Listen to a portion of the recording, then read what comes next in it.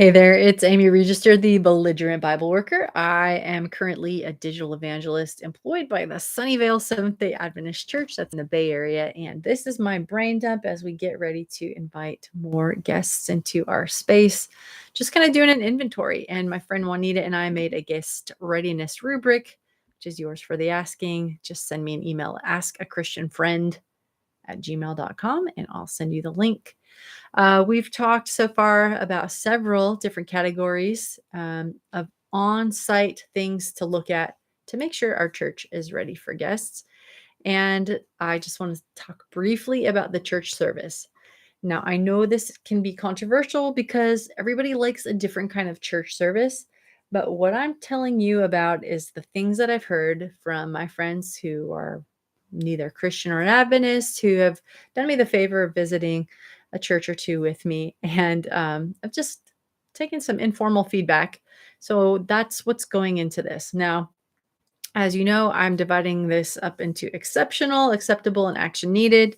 And so, just to make it brief and easy, your church service, while we don't want to get rid of everything that makes us Adventist and everything that makes us peculiar, if we are doing things that a third of the time even people don't get, they're going to feel unwelcome and like they just don't get it, they don't belong. So we're looking to minimize that while not getting rid of our cool, fun quirks. We just want to make sure that our language and our traditions are explained, at least. If we're doing them, we're explaining them. So here's what an exceptional church service might be like. Okay, your announcements and preliminaries are short and impactful. We have church services that have an hour of preliminaries. Look, some of them are really cool and they need to go in, but be selective. You don't need to do baptism, baby dedication, children's story. You don't need them all in the same week.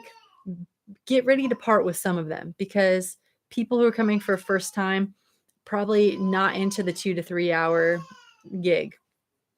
So announcements and preliminaries are short and impactful. Explain them. If it's something cool like a baptism, explain what's going on and do it in a way that people can understand the decision that somebody has made. And um, worship music is well done. Again, I'm not going to get into styles because even though you think like, oh, kids these days need that hip hop worship music. No, everyone can appreciate well done music. If it's bluegrass, that's cool, that's your flavor.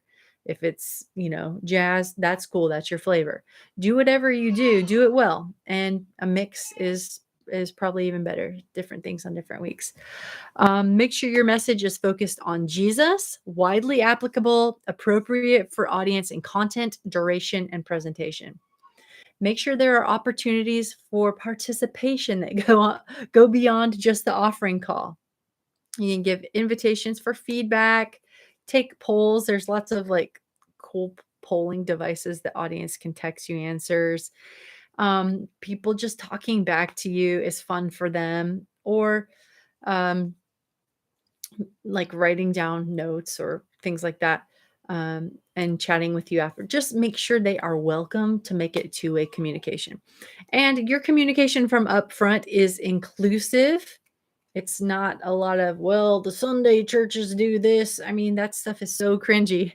So your communication is inclusive. And if you use jargon, make sure it's explained. And if you can't explain it succinctly, rethink your use of it.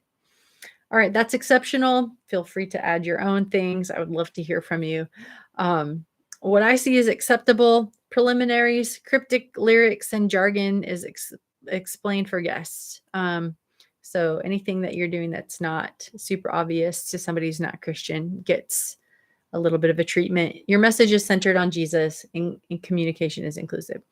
You might need action if your traditions or your lyrics about the power in the blood, your denominational jargon is left for guests to puzzle over. If your sermon is specific to just our denomination, if it's given no context, you might need to change some things pretty quickly. If your communication is them versus us, and if there are few or no opportunities to get involved or give feedback, those are red flags that you're not quite guest ready. Don't despair. I know you can do it.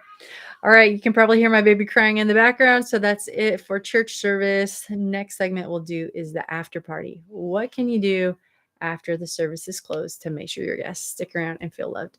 That's it for now. I'll see you in a little bit. Bye.